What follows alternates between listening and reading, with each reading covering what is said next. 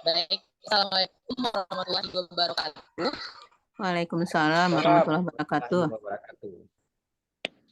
Alhamdulillahirrabbilalamin. Segala puji dan syukur atas kehadirat Allah Subhanahu wa Ta'ala yang telah melimpahkan rahmat dan karunia-Nya sehingga kita dapat berkumpul pada seminar proposal Ulfa Ramadhani pada pagi hari ini.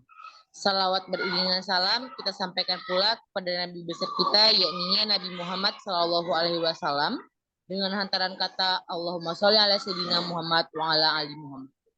Yang saya hormati Ibu dosen pembimbing, Ibu Dr. Anda Hamimah MPD.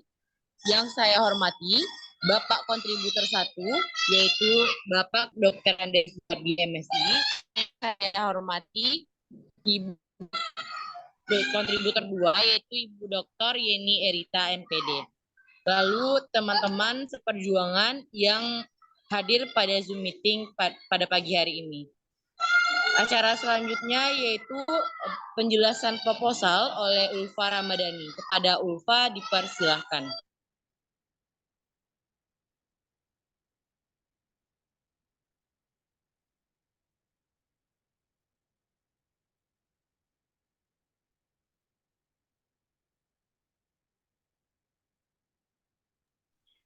Baik, terima kasih moderator. Di sini saya akan mempresentasikan hasil proposal saya yang berjudul yaitu peningkatan hasil belajar peserta didik pada pembelajaran IPAS menggunakan model problem based learning di kelas 5 SDN 14 Rantau Batu Ambacang, Kabupaten Pesisir Selatan.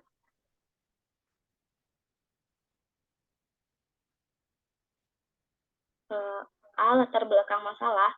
Hasil observasi pada tanggal 8 Januari sampai 13 Januari 2024 di SDN 14 Rantau Batu Ambacang, Kabupaten Pesisir Selatan, ditemukan beberapa masalah. Yang pertama itu dilihat dari segi modul ajar.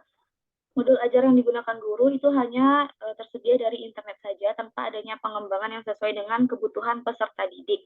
Kemudian pada modul ajar belum adanya soal evaluasi serta kisi-kisi soal. Dan yang ketiga, pada lampiran modul ajar, bahan ajar dan media pembelajaran itu belum terlihat. Nah, dilihat dari segi pelaksanaan pembelajaran, pada proses pembelajaran itu masih banyak peserta didik yang belum terlibat secara aktif. Yang kedua itu kurangnya kerjasama antar peserta didik dalam memahami pembelajaran. Yang ketiga itu pembelajaran belum mengaitkan masalah yang dekat dengan lingkungan dengan peserta didik. Yang keempat, kurangnya apresiasi guru kepada peserta didik yang telah bertanya maupun menjawab pertanyaan. Yang terakhir itu peserta didik kurang dapat memahami dengan maksimal konsep pembelajaran itu sendiri. Adapun rumusan masalah secara umum yaitu bagaimanakah peningkatan hasil belajar peserta didik pada pembelajaran IPAS dengan menggunakan model problem based learning kelas 5 SDN 14 Rantau Batu Ambacang, Kabupaten Pesisir Selatan. Dan secara rumusan masalah secara khusus, yang pertama itu bagaimanakah rancangan modul ajar untuk meningkatkan hasil belajar peserta didik pada pembelajaran IPAS menggunakan model problem based learning di kelas 5 SDN 14 Rantau Batu Ambacang, Kabupaten Pesisir Selatan. Yang kedua, bagaimanakah pelaksanaan pembelajaran untuk meningkatkan hasil belajar peserta didik pada pembelajaran IPAS menggunakan model problem based learning di kelas 5 SDN 14 Rantau Batu Ambacang, Kabupaten Pesisir Selatan. Yang ketiga, bagaimana hasil belajar peserta didik pada pembelajaran IPAS menggunakan model problem based learning di kelas 5 SDN 14 Rantau Batu Ambacang, Kabupaten Pesisir Selatan. Adapun tujuan penelitian secara umum itu bertujuan untuk mendeskripsikan peningkatan hasil belajar peserta didik pada pembelajaran IPAS menggunakan model problem based learning di kelas 5 SDN 14 Rantau Batu Ambacang, Kabupaten Pesisir Selatan. Adapun tujuan penelitian secara khusus, rancangan modul ajar untuk meningkatkan hasil belajar peserta didik pada pembelajaran IPAS menggunakan model problem based learning di kelas 5 SDN 14 Rantau Batu Ambacang, Kabupaten Pesisir Selatan. Yang kedua, pelaksanaan pembelajaran untuk meningkatkan hasil belajar peserta didik pada pembelajaran IPAS menggunakan model problem based learning di kelas 5 SDN 14 Rantau Batu Ambacang, Kabupaten Pesisir Selatan. Dan yang ketiga itu hasil belajar peserta didik pada pembelajaran IPAS menggunakan model problem based learning di kelas 5 SDN 14 Rantau Batu Ambacang, Kabupaten Pesisir Selatan. Yang kelima itu manfaat penelitian. Secara teoritis, hasil penelitian ini diharapkan dapat memberi manfaat pada pembelajaran IPAS di kelas 5 SDN 14 Rantau Batu Ambacang, Kabupaten Pesisir Selatan. Dan secara praktis, itu manfaat penelitian bagi penulis, bagi guru, kepala sekolah, dan juga bagi pembaca. Adapun kajian teori, yang pertama, hakikat hasil belajar. Dengan poin, yang pertama, pengertian hasil belajar, yang kedua, jenis-jenis hasil belajar, dan yang ketiga, faktor-faktor yang mempengaruhi hasil belajar. Yang kedua, pembelajaran IPAS. Dengan poin, yang pertama, itu pengertian pembelajaran IPAS, yang kedua, karakteristik pembelajaran IPAS, yang ketiga, tujuan pembelajaran IPAS, dan yang keempat, manfaat pembelajaran IPAS. Selanjutnya, model problem-based learning. Dengan poin pertama, pengertian pembelajaran problem-based learning, yang kedua karakteristik model problem-based learning, yang ketiga tujuan model problem-based learning, yang keempat langkah-langkah model problem-based learning, yang kelima itu kelebihan model problem-based learning. Adapun hakikat modul ajar dengan poin A, pengertian modul ajar, dan B, komponen modul ajar.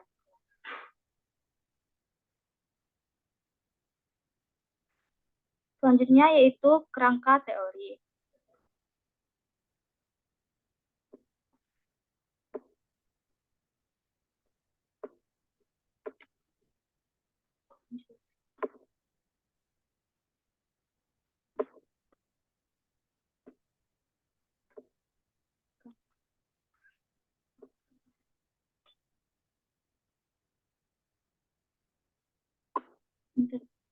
Kelihatan.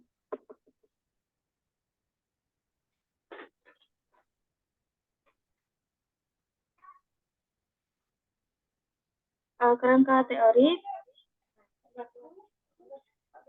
yang hasil belajar peserta didik dalam pembelajaran IPAS di kelas 5 SDN 14 Rantau Batu Ambacang itu masih rendah, sehingga direncanakan untuk menetapkan jadwal penelitian, merancang instrumen modul ajar, aspek guru, serta aspek peserta didik. Selanjutnya menyusun lembar penilaian sikap, pengetahuan, dan keterampilan. Yang keempat, menyusun instrumen pengamatan modul ajar, aktivitas guru, dan aktivitas peserta didik. Adapun pelaksanaan yang akan dilaksanakan menggunakan langkah-langkah model problem-based learning menurut Hosnan tahun 2014, yaitu yang pertama, mengorientasikan peserta didik terhadap masalah, yang kedua, mengorganisasikan peserta didik untuk belajar, yang ketiga, membimbing penyelidikan individual maupun kelompok, yang keempat, mengembangkan dan menyajikan hasil karya, dan yang kelima, menganalisis serta mengevaluasi proses pemecahan masalah. Dengan penilaian, yang pertama itu penilaian pelaksanaan modul ajar, yang kedua penilaian pelaksanaan aspek guru, dan yang ketiga penilaian pelaksanaan aspek peserta didik. Penilaian hasil belajar itu ada 3, yang pertama penilaian hasil belajar sikap, yang kedua penilaian hasil belajar pengetahuan, dan yang ketiga penilaian hasil keterampilan, sehingga nanti akan menghasilkan hasil belajar peserta didik dalam pembelajaran menggunakan model problem-based learning meningkat.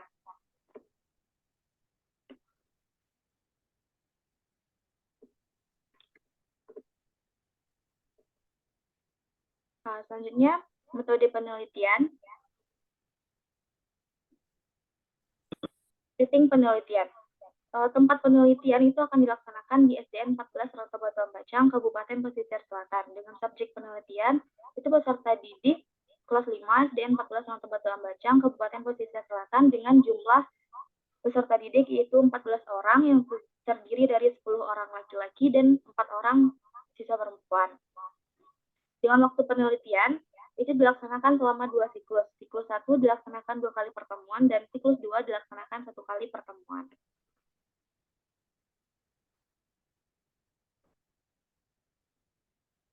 Adapun rancangan penelitian, pendekatan penelitian menggunakan pendekatan kualitatif, yang merupakan pendekatan yang berupa kata-kata terhadap kejadian yang terjadi di lapangan. Pendekatan kualitatif merupakan pendekatan yang menghasilkan data dalam bentuk angka. Kemudian jenis penelitian. Penelitian digunakan menggunakan jenis penelitian tindakan kelas yang merupakan penyelidikan reflektif, partisipatif, dan kolaboratif yang melibatkan spiral pengambilan tindakan dan merefleksikannya hingga perbaikan atau perbaikan yang diinginkan dapat tercapai.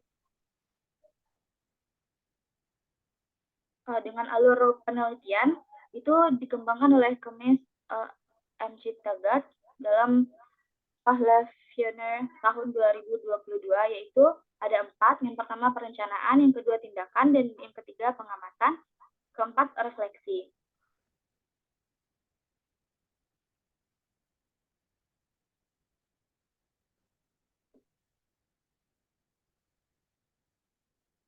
Selanjutnya itu prosedur penelitian terdiri atas 4 komponen. Yang pertama itu perencanaan, planning. Perencanaan ini ialah mengembangkan rencana tindakan secara kritis untuk meningkatkan apa yang telah terjadi. Perencanaan disusun berdasarkan masalah dan hipotesis tindakan yang diuji, sehingga perubahan yang diharapkan dapat mengidentifikasi aspek dan hasil proses belajar mengajar. Adapun yang kedua yaitu pelaksanaan atau action. Pada tahap pelaksanaan, penulis melaksanakan pembelajaran IPAS menggunakan model problem-based learning sesuai dengan modul ajar yang telah disusun untuk meningkatkan motivasi serta hasil belajar peserta didik. Yang ketiga itu pengamatan atau observation. Pada tahap pengamatan, kegiatan diarahkan untuk mengamati segala hal yang berkaitan dengan kehidupan. Dan yang terakhir, itu refleksi. Refleksi merupakan kegiatan untuk mengemukakan kembali hasil dan diadakan setiap kali tindakan berakhir. Refleksi ini bertujuan untuk mengkaji secara menyeluruh tindakan yang sudah dilakukan berdasarkan data yang telah terkumpul. Data dan sumber data. Yang pertama itu data penelitian. Hasil pengamatan pada proses pembelajaran IPAS menggunakan model problem-based learning di kelas 5 SDN 14 Rangka Batuan Bacang, Kabupaten Pesisir Selatan. Dan sumber data penelitian yaitu pada proses dalam kegiatan pembelajaran yang meliputi modul ajar, aspek guru, dan aspek peserta didik. Selanjutnya yaitu teknik pengumpulan data. Di sini ada 3, yaitu observasi, tes, dan non-tes. Observasi itu dilakukan oleh guru kelas selaku observer yang akan melakukan pengamatan terhadap rancangan modul ajar yang dibuat oleh penulis, serta melakukan observasi terhadap aktivitas guru dan aktivitas peserta didik dalam proses pembelajaran pada penelitian dengan menggunakan lembar observasi. Yang kedua, tes. Tes itu sebagai instrumen yang dapat digunakan dalam penelitian tindakan kelas. Dan non-tes ini menjadi alat ukur dan memperoleh data tentang sikap dan keterampilan peserta didik dalam pembelajaran.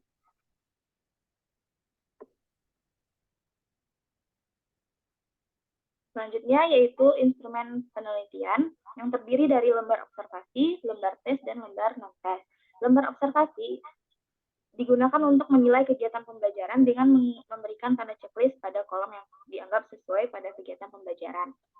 Kemudian lembar tes ini digunakan untuk mengukur hasil belajar pengetahuan peserta didik. Dan yang terakhir lembar non-tes.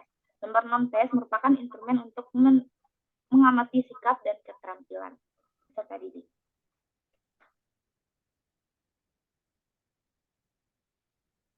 Analisis data ini menggunakan data kuantitatif dan kualitatif.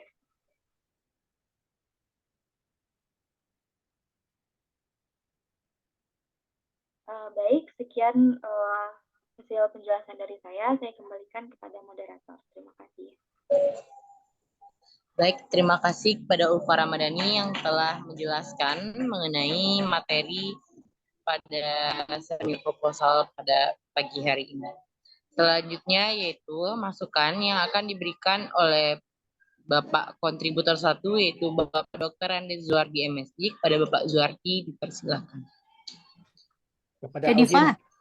Ediva bukan ke audien dulu. Maaf Bu. Maaf Pak. Baik, kita masuk pada acara selanjutnya yaitu pertanyaan dari rekan-rekan seminar. Bagi rekan-rekan yang ingin bertanya dipersilakan untuk raise hand.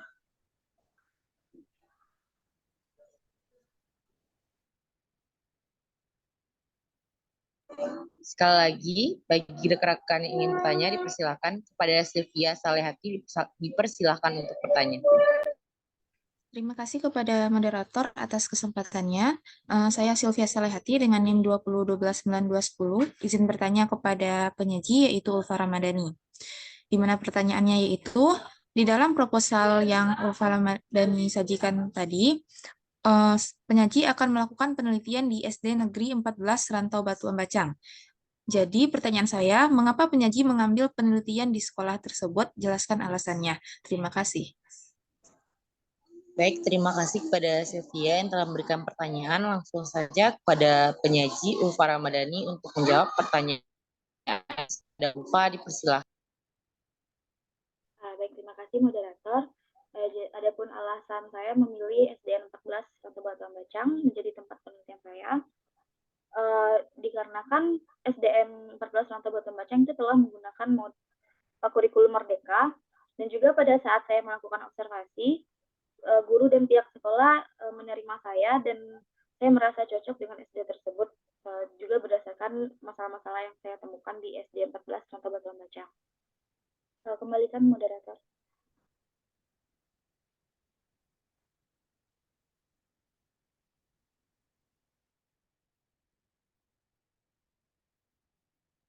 Baik, terima kasih kepada Ulfa yang telah menjawab pertanyaan dari Sylvia.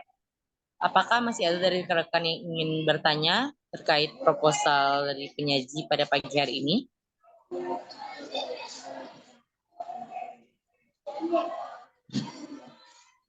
Baik, jika tidak ada, kita lanjut pada sesi berikutnya, yaitu sesi pemberian masukan dan saran oleh Bapak Kontributor 1, yaitu Bapak Dr. Andes Zuardi MSI. Kepada Bapak Dr. Andes Zuardi MSI, dipersilakan. Baik, terima kasih atas waktunya. Assalamualaikum warahmatullahi wabarakatuh. Waalaikumsalam warahmatullahi Saya wabarakatuh. hormati Ibu Pembimbing, Ibu Dra Halimah MPD selaku pembimbing, terusnya kepada Ibu Dr. Yeni Erita MPD sebagai kontributor. Dan teristimewa kepada Saudara Ulfa Ramadhani yang telah bisa mengikuti dan melaksanakan seminar proposal untuk hari ini. Audien yang berbahagia. Nah, tiba saatnya bagi saudara untuk melihat bagaimana kesempurnaan dan ketepatan proposal saudara ini. Coba ya, saya mulai dari pertanyaan, dan dari pertanyaan itu muncul beberapa saran dan penyempurnaannya. Ulfa Ramadhani. Iya, Pak. Kedengaran suara saya? Kedengaran, Pak. Oke. Saya sudah membaca proposal saudara. Yang sangat mendasar bagi saya dulu menanyakan mengapa saudara memilih ya model problem based learning ini sebagai solusi untuk memperbaiki proses pembelajaran IPAS di sekolah dasar. Ya, silakan saudara berikan pendapat saudara untuk mempertegas landasan berpikir saudara untuk proposal saudara ini.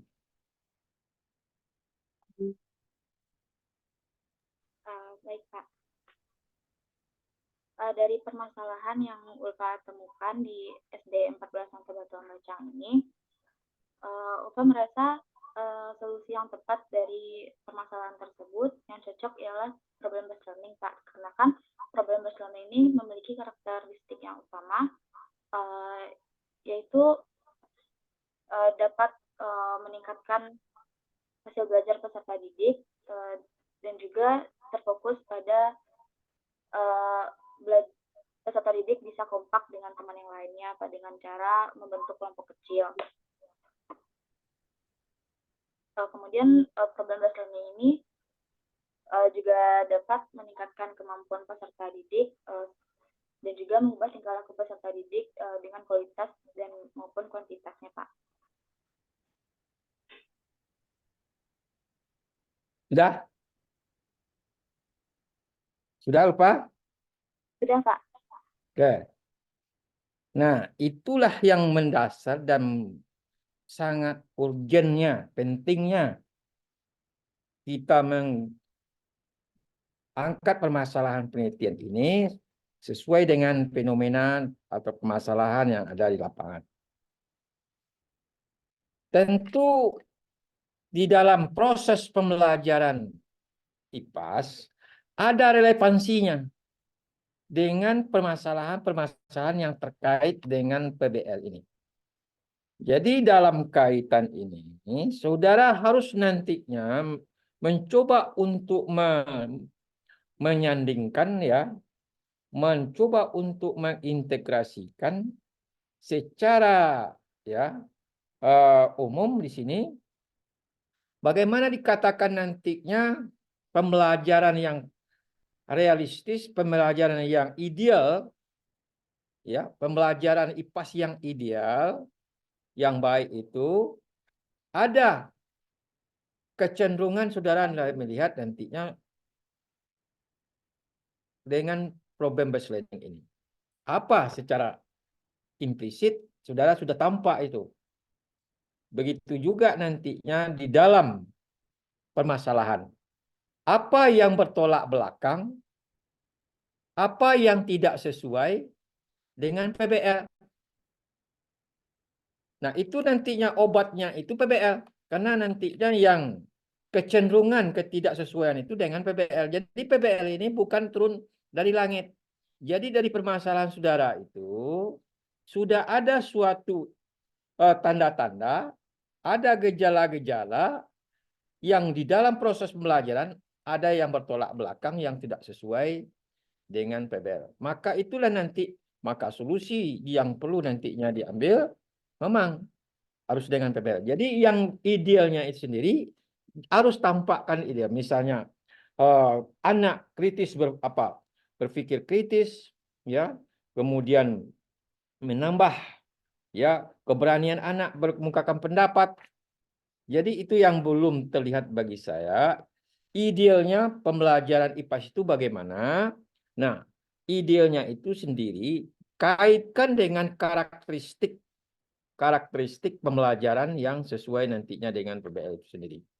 Itu yang perlu tergambar di dalam latar belakang. Begitu juga idealnya nantinya pembelajaran itu sendiri dari segi perencanaan, dari segi pelaksanaan atau di dalam tindakan guru dan tindakan peserta didik di dalam pembelajaran ada semacam keterkaitan, ada kecenderungan dengan adanya bagaimana yang dituntut di dalam PBL itu. Itu nantinya. Jadi silahnya kita mendiagnosis dari pembelajaran itu, ibarat dokter mendiagnosis pasiennya, gejala-gejala penyakitnya itu sudah tahu. Ya, dia sudah punya catatan. Maka obatnya adalah sesuai dengan gejala-gejala penyakit itu. Ya, ada kalau nantinya pasiennya sakit kepala, tentu obat yang ada hubungan dengan sakit kepala. Nah, begitu juga kalau ada suatu gejala-gejala peserta didik dan guru di dalam pembelajaran itu ada ketidaksesuaiannya, ada kekaitannya nantinya dengan PBL, maka PBL itulah nanti sebagai obatnya. Jadi itu yang harus dipertajam. Hasil pertama di latar belakang itu dari idealnya, jadi saudara pembelajar mengantarkan dalam bagaimana kondisi proses pembelajaran yang seharusnya dituntut di dalam pembelajaran IPAS di SD sesuai dengan tuntutan kurikulum Merdeka. Nah, kaitkan nantinya dengan apa yang kita pahami tentang PBL itu. Nah, jadi untuk memudahkan saudara, lihat keunggulannya. Lihat keunggulan PBL itu. Ya, apa keunggulan dari PBL itu sebagai model pembelajaran, maka ambillah secara ya analisis ya yang sesuai dengan PBL itu sendiri. Jadi kan ada keunggulannya PBL itu. Jadi untuk memudahkan saudara untuk mengembangkan apa yang saudara pahami di dalam PBL itu, baca keunggulannya, baca karakteristik, dan kaitkan nantinya kepada idealnya pembelajaran IPAS di SD. Begitu juga nantinya hasil pengamatan saudara, observasi itu, ya, yang saudara observasi apa? Lupa. Kegiatan proses pembelajarannya, Pak. Ya, proses pembelajaran yang ditampilkan oleh guru. Iya, Pak. Ya, anak didik tidak diobservasi. Peserta didik. Iya, Pak, diobservasi, Pak. Nah, jadi itu. Jadi apa yang diobservasi sesuai dengan apa yang dituntut di dalam PBL itu sendiri. Nah, seperti di dalam PBL, ya, peserta didik itu harus ya aktif berpikir. Dia aktif untuk berkomunikasi. Mampu ya di dalam mencari dan pengolahan informasi itu sendiri. Bisa nantinya di dalam menyelesaikan permasalahan. Dan hal-hal yang terkait dengan kegiatan pembelajaran pada saat PBL itu sendiri, itu nanti yang harus dikaitkan nantinya di dalam PBL. Jadi di dalam hasil observasi saudara itu sendiri, kaitkan pada apa guru misalnya belum memberikan ya waktu berpikir lebih luas kepada anak. Guru banyak berceramah, tentu begitu. Ya, peserta didik ya pasif di dalam berintegrasi atau berkomunikasi. Kemudian juga ada nantinya gejala-gejala di dalam pembelajaran itu sendiri. Ya, pembelajaran masih berpusat kepada guru. Kalau di dalam PBL kan harus bukan kepada guru, tetapi kepada peserta didik. Jadi gambaran observasi saudara itu baik kepada guru maupun kepada saat melihat anak waktu mengajar, apa yang bertolak belakang, apa yang tidak sesuai dengan PBL, gambarkan itu. Barulah nantinya obatnya dipilih yang sangat tepat itu bisa PBL. Karena gejala-gejala PBL yang tampak waktu observasi. Jadi tidak salah saudara nantinya menetapkan PBL memilih. Jadi PBL itu bukan nantinya sekadar menunjuk-nunjuk saja, memilih saja tanpa ada gambaran di dalam permasalahan saudara. Ya, begitu juga nantinya dari segi aktivitas guru. Ya, saat guru nantinya di dalam pembelajaran, bagaimana sih harusnya menurut PBL? Nah, itu yang bertolak belakang yang saudara lihat pada saat PBL. Nah, begitu juga saudara melihat modul ajar. Waktu menganalisis, ya, modul ajar tidak perlu saudara amati, langsung saja dianalisis, dibaca. Dipinjam modul ajar yang telah dibuat oleh guru itu, coba saudara temukan apa yang bertolak belakang, apa yang tidak sesuai di dalam pengembangan modul ajar. Ya, karena permasalahan saudara juga modul ajar. Maka di dalam hasil analisis modul ajar ada yang tidak sempurna. Mengapa tidak? Apa saja yang tidak sempurna? Apa saja yang belum tepat, saudara juga nantinya menjelaskan dengan baik. Begitu juga nantinya di dalam memperoleh data dan informasi tentang prestasi anak di dalam belajar. Walaupun hanya pada saat UTS saja atau waktu ujian tengah semester.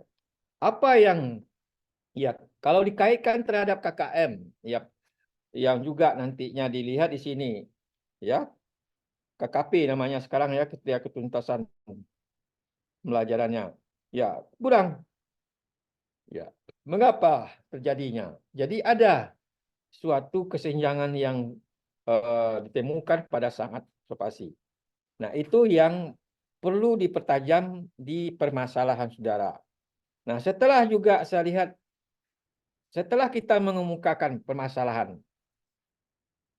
baik di segi penyusunan modul ajar, pelaksanaan, kemudian dari prestasi atau hasil belajar peserta didik yang masih jauh dari KKP, kemudian dari permasalahan yang telah kita jelaskan tadi, maka diperlukan upaya atau solusi.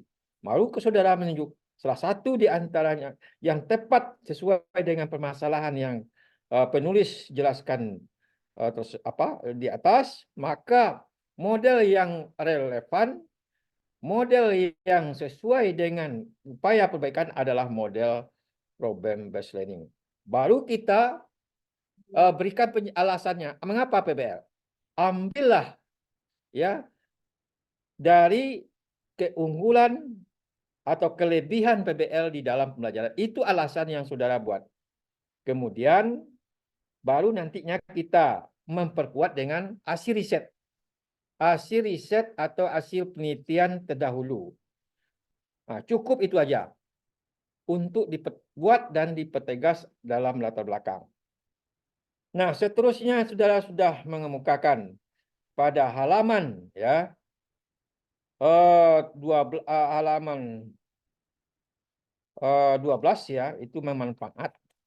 Saudara harus membedakan ya antara manfaat teoritis dengan manfaat praktis. Kalau teoritis itu apa menurut pemahaman Ulfa? Manfaat teoritis apa pemahaman Ulfa tentang manfaat penelitian yang bersifat teoritis itu?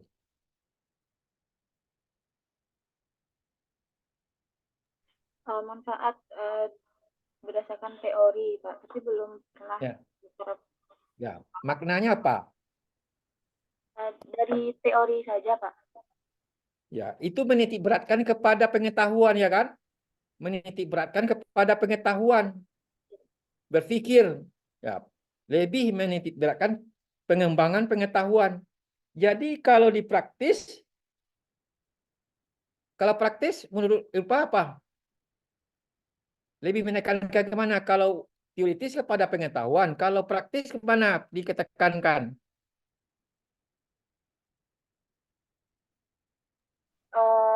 Itu dalam kondisi saat ini, Pak. Keterampilan. Nah, ingat itu. Lebih menitik beratkan kepada praktis itu kan praktek. Menerapkan kan? Jadi kepada keterampilan. Jadi tolong saudara ya perbaiki manfaat. Ya, yang teoritis, yang penulis manfaat praktis pada penulis itu masukkan kepada teoritis. Nggak tepat itu. Kalau yang praktis itu meningkatkan bukan wawasannya, tetapi pengalaman atau juga dengan keterampilan di dalam pengembangan pembelajarannya itu sendiri. Jadi kalau penulis pengalaman, kalau guru meningkatkan nantinya keterampilannya di dalam menerapkan model pembelajaran dalam pembelajaran di sekolah. Ya. Nah, kalau misalnya kepala sekolah untuk mengambil kebijakan sebagai bahan, sebagai katakanlah itu pengalaman untuk mengambil kebijakan pengembangan kegiatan meningkatkan inovasi pembelajaran di sekolah. Jadi tolong diperbaiki lagi manfaat itu. Kemudian juga perlu saya menyarankan teori tentang jenis-jenis hasil belajar itu tolonglah diperbaiki ya pada halaman 14. Itu kan kognitif itu kan ada 6 kelas dia itu, 6 tingkat kan ada pengetahuan, pemahaman, aplikasi ya atau penerapan, kemudian nantinya analisis, kemudian nantinya evaluasi dan ada mencipta.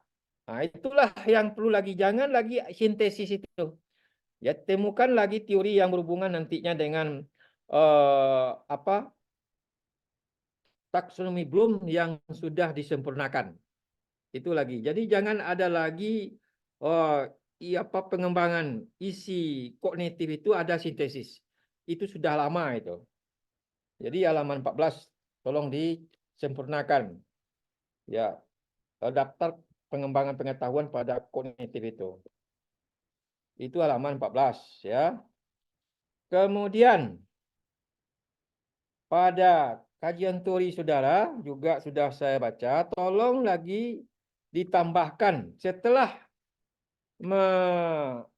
menguraikan langkah-langkah PBL dan juga telah menetapkan langkah mana yang diambil, diuraikan dulu bagaimana penerapan langkah-langkah PBL dalam pembelajaran IPAS.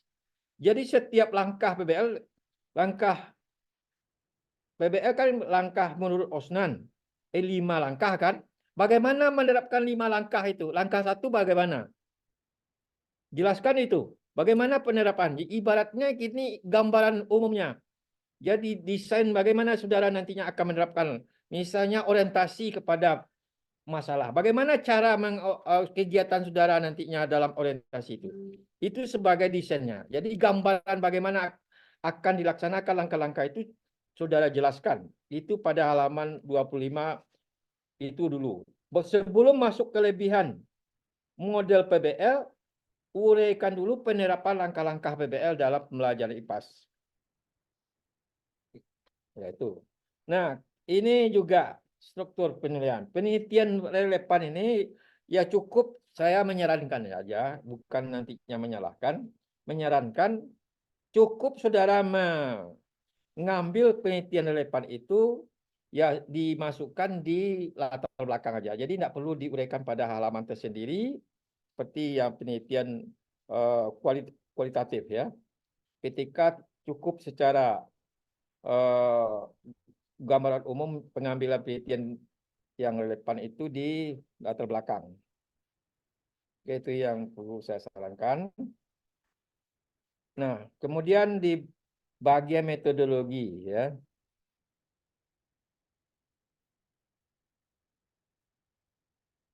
Di dalam metodologi tolong ditambahkan ya seperti nantinya teknik pengambilan data, jelaskan misalnya observasi, lembaran apa di instrumen maksud saya, bukan di teknik, di instrumen penelitian itu kan ada lembaran observasi, lembaran tes, non tes. Ya,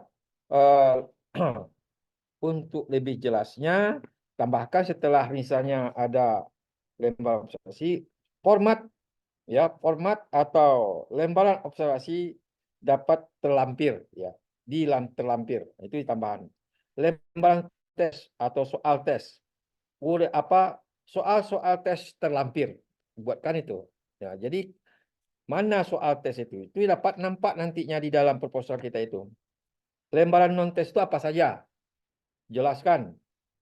Sehingga nanti saudara dapat juga menunjukkan mana lembaran non-tes itu. Apa saja lembaran non-tes. Untuk lebih jelasnya dapat terlampir. Itu tambahkan di dalam instrumennya. Itu yang perlu saya sarankan. Kemudian masuk modul ajar. Nah, di dalam modul ajar itu ada sarana prasarana. Jadi isi dalam sarana prasarana itu tolong bedakan antara media dengan alat. Jadi tolong tambahkan setelah media itu alat-alat pembelajaran. Masuklah alat itu proyektor, LCD, laptop, papan tulis, LKPD. Nah, jadi jangan media itu proyektor masuk media, tidak. Proyektor itu tidak masuk media, dia masuk alat itu. Komputer atau laptop ikan media itu alat. Media itu alat peraga untuk mengkonkretkan konsep, itu media pembelajaran. Itu yang juga perlu saya sarankan. Kemudian di dalam kegiatan pembelajaran, di kegiatan penduluan tolong tambahkan kegiatan apersepsi. Nggak ada apersepsi saya lihat itu. Tolong tambahkan kegiatan guru memberikan apersepsi. Apa bentuk apersepsi yang saudara kembangkan dalam dalam penerapan model ini. Itu yang perlu saya sarankan di dalam kegiatan pembelajaran.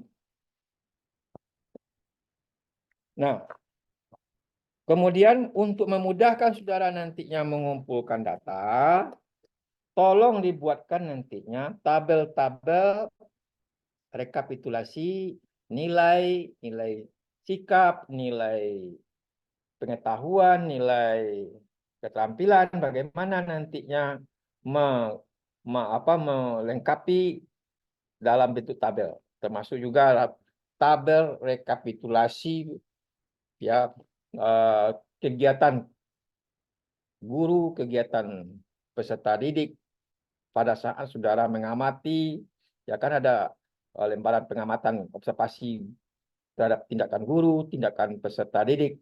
Nah, buatkan daftar atau tabelnya supaya mudah saudara nantinya melengkapinya. Oke, serasa itu aja yang perlu saya sarankan untuk diperbaiki. Ya, mohon maaf atas segala kekurangan dan saya kembalikan kepada moderator. Assalamualaikum warahmatullahi wabarakatuh. Waalaikumsalam. Waalaikumsalam warahmatullahi wabarakatuh. Baik, terima kasih kepada Bapak Zuardi selaku kontributor 1 yang telah memberikan saran dan masukan kepada penyaji. Selanjutnya kepada kontributor 2 yaitu Ibu Dr. Yeni Erita MPD untuk memberikan saran dan masukan kepada penyaji. Kepada Ibu Yeni Erita dipersilahkan. Moderator, Assalamualaikum warahmatullahi wabarakatuh. Waalaikumsalam warahmatullahi wabarakatuh. Hibah sebagai pembimbing Ulfa Ramadhani dan Zuardi sebagai kontributor, dan yang berbahagia pada kesempatan ini Pak Ulfa Ramadhani dan rekan-rekan yang berhadir pada Zoom meeting siang hari ini. Sudah cukup banyak diberikan saran dan masukan oleh Bapak Zuardi sebagai kontributor. Nah, saya tinggal sedikit-sedikit saja lagi. Nah, yang pertama, saran dulu, tabel usahakan tidak putus. Ya, nah, seperti tabel 1, nah ini sedikit saja ke belakangnya lagi. Usahakan dalam satu halaman. Nah, kalau tidak bisa, nah maka diambil yang di bagian kepalanya. Ya, kepala tabel itu pindahkan ke belakang kalau tidak memungkinkan. Tapi kalau masih bisa memungkinkan untuk dijadikan dengan satu halaman, nah maka dipindahkan. Itu yang pertama. Kemudian yang berikut, kita masuk kepada modul ajar. Nah, modul ajar yang ada pada halaman 56, lampiran 1. Nah, ini kan Ulfa bahas mengenai bab 7 ya, daerahku kebanggaanku. Ya. Nah, kemudian sudah dimuatkan di sini ada komponen inti, CP-nya, kemudian ada fase-nya, kemudian ada keterampilan proses, tujuan, profil, kata kunci, dan seterusnya. Nah, namun di sini ketika pemakaian profil Pancasila, nah itu mana yang paling dekat dengan daerahku kebanggaanku itu.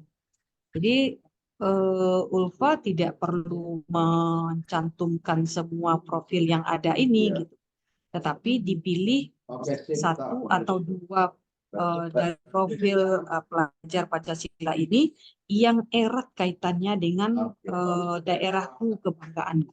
Karena apa? Karena ketika kita sudah memilih dan menetapkan profil pelajar Pancasila ini, nah itu akan diterapkan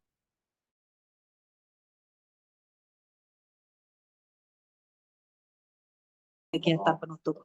Nah, makanya kita tidak perlu mencantumkan semuanya. Nah, seperti itu ya upaya dari profil. Ini profil pelajar Pancasila. Jadi ditambahkan pelajarnya, bukan profil Pancasila saja, tetapi profil pelajar Pancasila. Itu. Kemudian di halaman 61. Nah, halaman 61 terutama mengenai langkah-langkah kegiatan pembelajaran. Nah, itu ada pertanyaan esensial. Nah, pertanyaan esensial ini apakah Ulfa melakukannya terpisah dengan kegiatan pembuka atau seperti apa? Karena biasanya kalau di awal, nah itu dengan pertanyaan pemantik namanya, bukan pertanyaan esensial.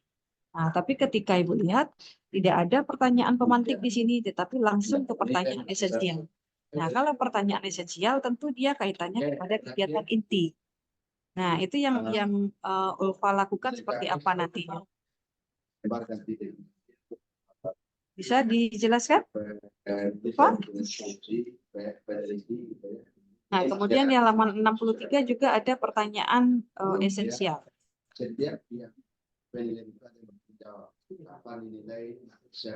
Nah, ini berarti ini disatukan berarti ya topik A. Berarti upahnya tidak buat per kali pertemuan.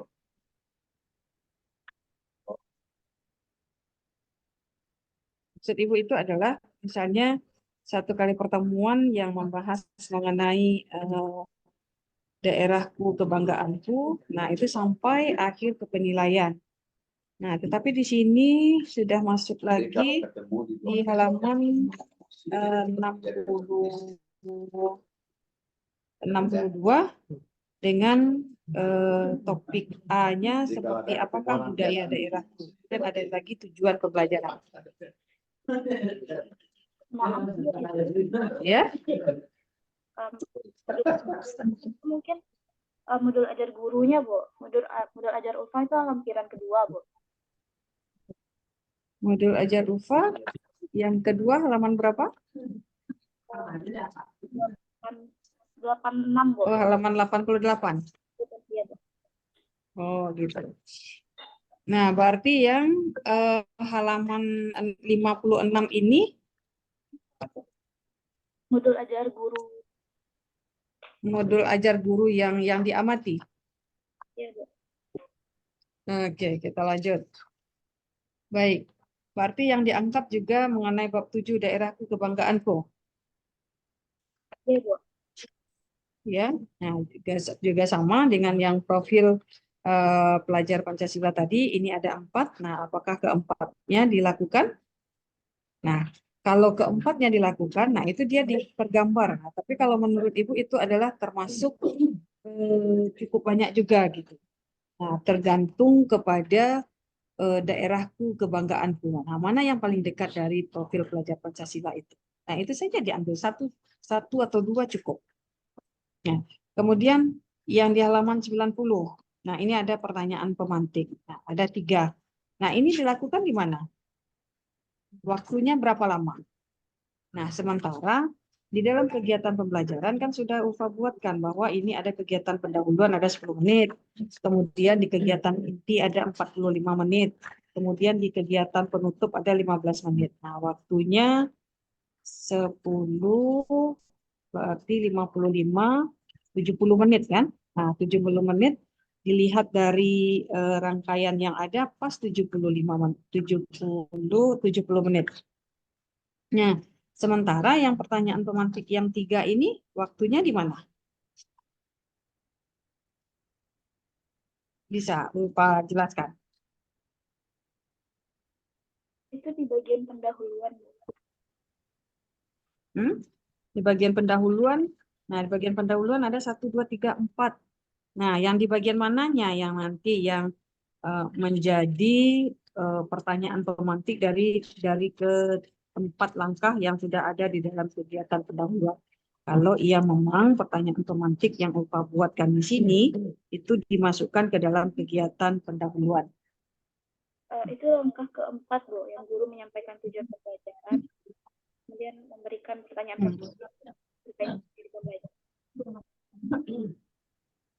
terkait dengan komunikasi critical thinking. Menyampaikan tujuan pembelajaran yang ingin dicapai dalam pembelajaran, kemudian guru memberikan pertanyaan pemantik terkait materi pelajaran. Oke, nah jadi maksud Ibu itu adalah ketika di sini kan ada 3 nih pertanyaan pemantik itu gitu. Nah, itu kan cukup banyak siswa itu atau menjelaskan gitu ya. Artinya dari ketiga pertanyaan pemantik ini hampir ke semua materinya itu tercakup di sini. Dan gitu kan? Nah, maksud Ibu itu adalah apakah dalam waktu hanya 10 menit ini bisa tercover ke semuanya? atau hanya sekedar mengetahui apa saja warisan budaya daerah di tempat tinggalmu. 1, 2, 3, 4 tanpa ada semacam penjelasan-penjelasan yang diberikan oleh peserta didik. Apakah hanya sekedar memancing seperti itu saja yang Ulfa inginkan sehingga bisa tercover dia waktu yang 10 menit ini.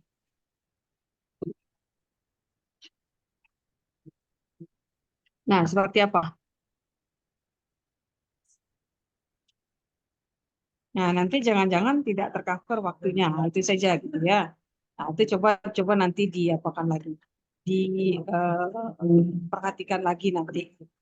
Karena tidak hanya di dalam kegiatan pendahuluan saja gitu. Karena nanti kegiatan-kegiatan untuk pencapaian dari tujuan pembelajaran itu juga kita uraikan di dalam kegiatan inti gitu supaya apa-apa yang sudah kita buatkan tujuan-tujuan pembelajaran kita itu memang betul-betul tercapai di dalam satu kali pertemuan tersebut gitu sesuai dengan jangka waktu atau rentangan waktu yang sudah kita tentukan.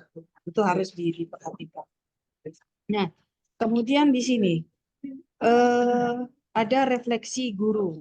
Nah, kemudian ada tabel. Nah, kalau tabel ini tentu harus ada tabel berapa ini, harus diberi dia inisial gitu ya. Lupa kalau misalnya tabel refleksi untuk peserta didik itu ada tabel 1, nah, mungkin yang untuk gurunya itu ada tabel 2.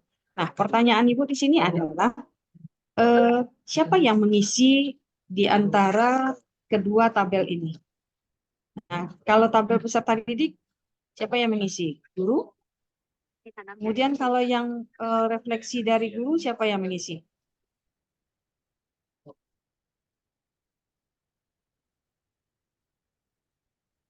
Kan ada 2 nih, refleksi untuk peserta didik dan refleksi untuk guru. Refleksi untuk peserta didik yang mengisinya peserta didik, Bu. Gimana? Tabel refleksi untuk peserta didik itu yang mengisi peserta didik, Bu. Coba matikan mikrofonnya satu. Dengung-dengung di sini. Nah, oke, ulangi lagi.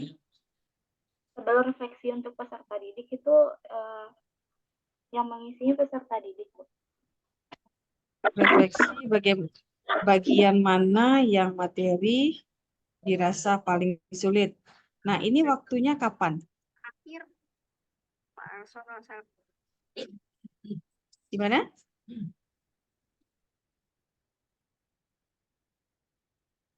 Setelah pembelajaran, Bu. Ya, setelah pembelajaran. Maksud Ibu itu adalah apakah hanya sekedar kalau yang memang peserta didik yang mengisi, berarti ini kan diberikan kepada peserta didik. Realistis. Nah, peserta didik yang mengisi, gitu kan? Iya, Bu. Nah, apakah cukup waktunya?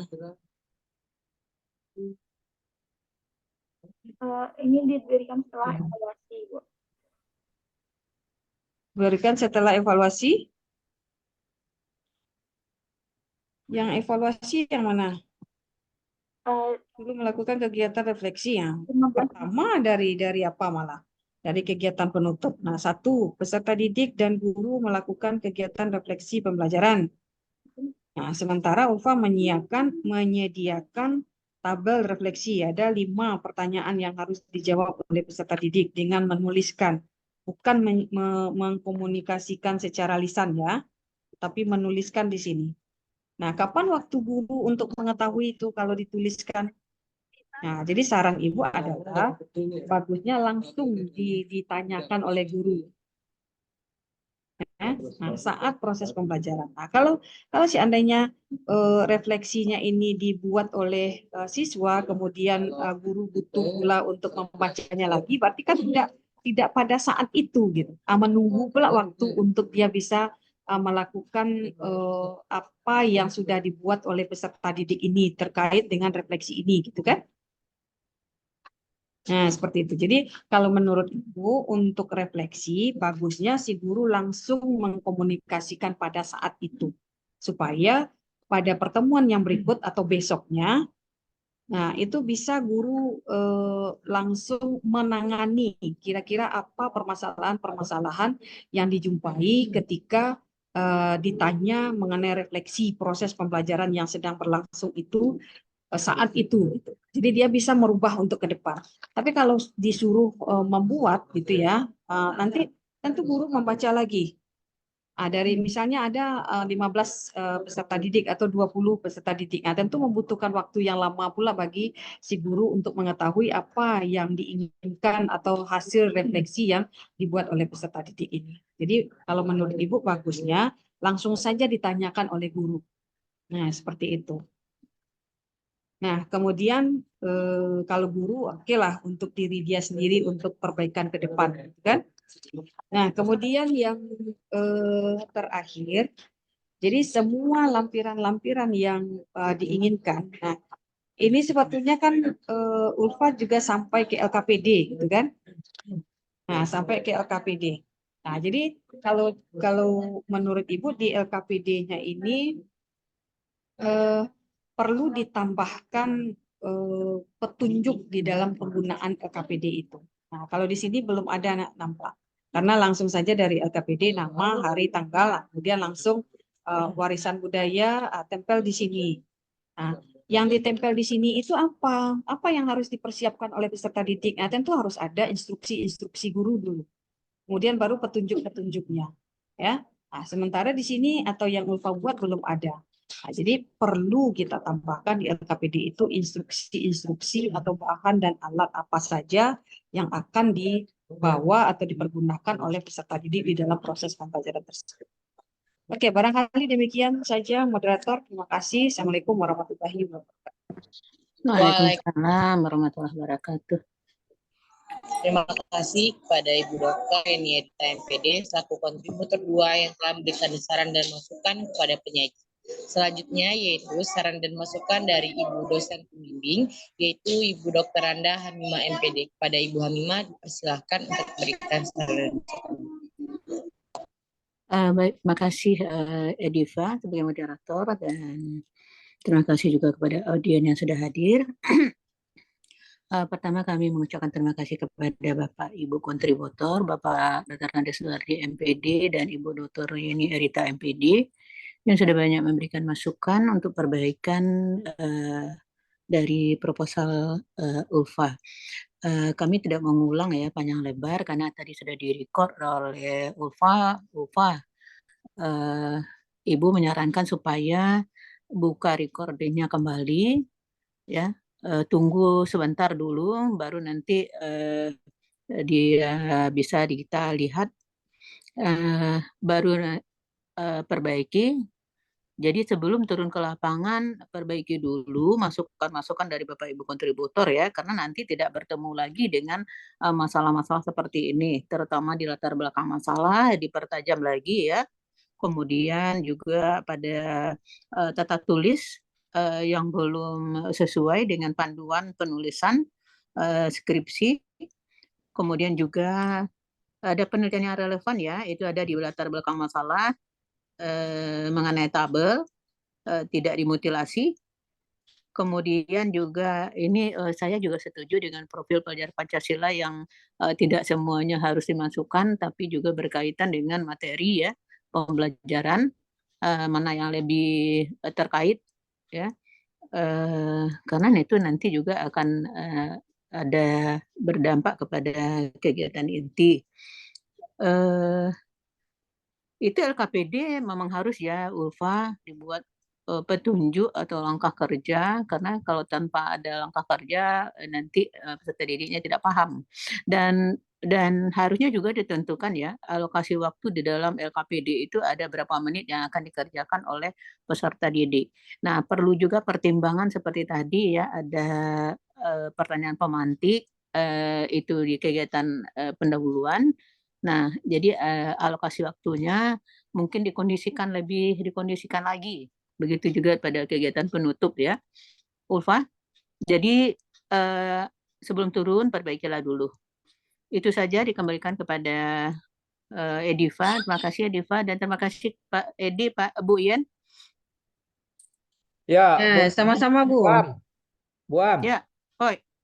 mungkin harus kita pertegas dan apa ini perbaikannya ini karena waktu udah mepet.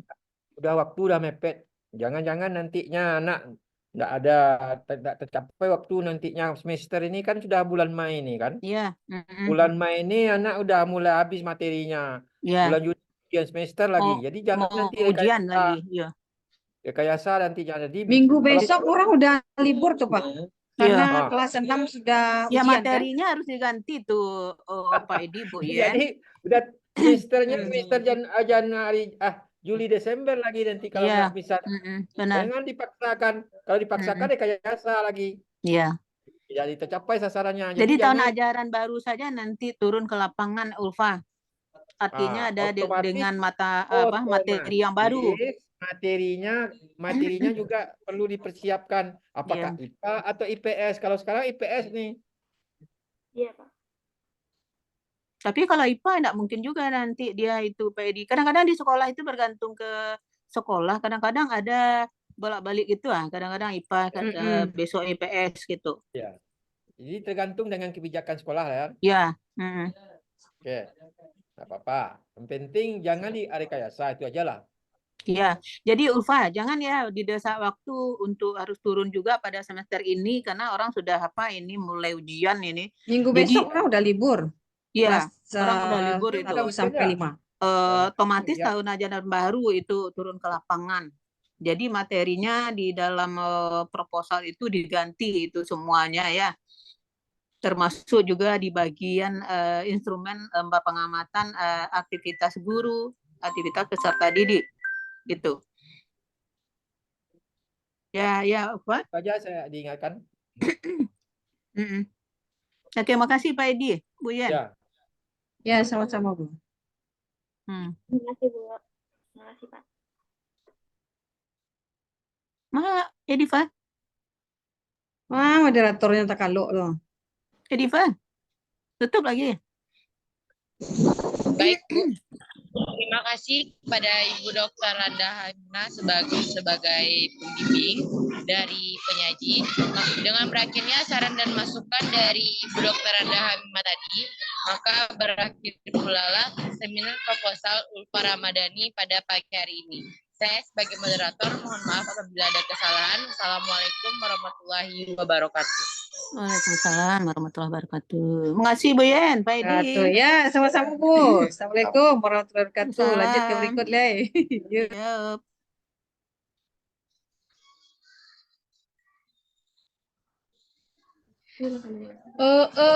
Assalamualaikum. Makasih. Mana Weni tadinya? Makasih, Weni. Kagak mau. Siapa? Coba cara mematiin record. Stop record. Saya bicara. Pulang. Dia anak lagi baca doa. Weni pulang. Ini dia kan.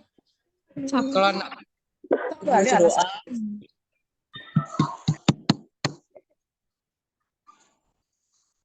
Thank you, guys. Bye-bye, kami end lu ya.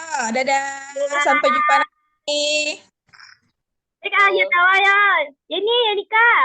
Bisa Ya. Ayo ya tawa kalian sado yang di rumah tuh. Kami nak dapat undangan doa tuh. Kami nggak ada undangan dah. Kami nggak sebisa buinya muncungnya. Mau cok, kalian mau cok aja. Bye. Thank you. Stop. Ya, stop dulu.